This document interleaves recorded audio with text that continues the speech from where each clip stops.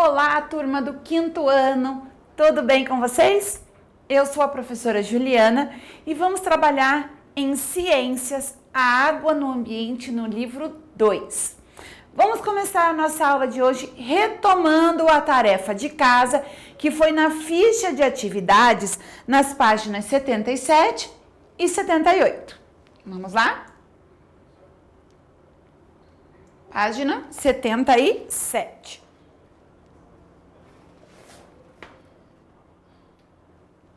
Observe a imagem a seguir. A professora está explicando aos alunos a quantidade de água e de terra existente na superfície de nosso planeta. Então, igual eu estou explicando a vocês, ela também está explicando para a turma dela. Como você já estudou esse assunto, complete o texto a seguir com as informações corretas. Vamos lá? Letra A. O planeta Terra tem aproximadamente 70% da superfície coberta por água e 30% de sua superfície coberta por terra firme. Então, letra A, 70% e depois 30% para completar, fazer a correção. Letra B. A maior parte de água existente em nosso planeta é salgada, mas há também água doce e água salobra. Então, temos lá água salgada e a outra água salobra. Letra C. A água doce não é doce no sabor, mas tem menos sais minerais que a água salgada. Então, são as sais minerais. Ok? Número 2, lá na página 78, vocês devem... É uma resposta pessoal aí, cada um vai ter feito da sua forma. Onde podemos encontrar água salgada, água salobra e água doce? Faça um desenho ou cole imagens desses ambientes para responder. Água doce, rios, cachoeiras, água da piscina da minha casa, provavelmente, né? Eu, pelo menos, nunca vi uma piscina de casa de água doce. Água salgada nas praias, nos oceanos.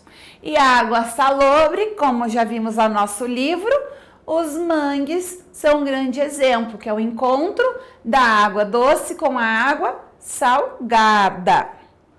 E número 3, vamos lá. Coloque os 3 tipos de água apresentados na atividade anterior em ordem crescente de salinidade. Então, qual que tem a baixa salinidade, ou seja, que tem quantidade baixa de sais minerais? Aqui nós temos a água doce, ótimo, salinidade média, água salobra, e a salinidade alta, água salgada. Então, menos sais minerais, média a quantidade de sais minerais e mais alta a quantidade de sais minerais, ok?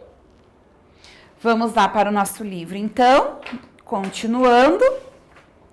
Vamos lá na página 141, ok? Vamos ver agora sobre a água sólida. Lembra na abertura do nosso livro? Onde foi que nós vimos a água sólida? Nas geleiras, na página de abertura. Aqui tem o exemplo do urso polar, que também tinha na página de abertura do nosso capítulo. A sobrevivência de muitos animais é ameaçada pelo derretimento das geleiras. Água sólida. A água sólida é encontrada principalmente em geleiras em montes, em regiões onde neva e em icebergs.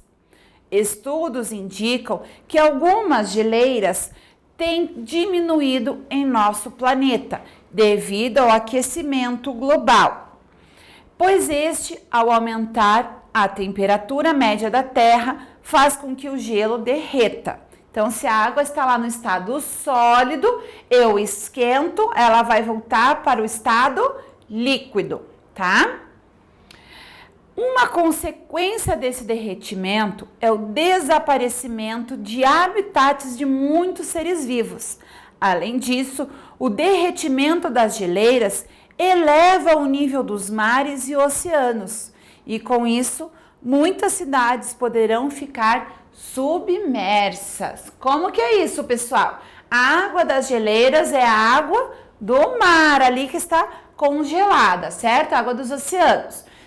Aqueceu, esquentou, o gelo vai derreter. Então, se o gelo vai derreter, ele vai virar estado líquido. E aí, o que vai acontecer com os mares e oceanos? Vão aumentar a quantidade, certo? Como se a água fosse subir. Para saber mais, vamos ler um pouquinho para saber mais sobre os icebergs.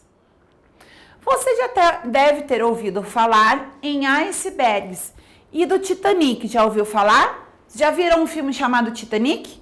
Que é sobre um navio que afunda porque ele bate em um iceberg.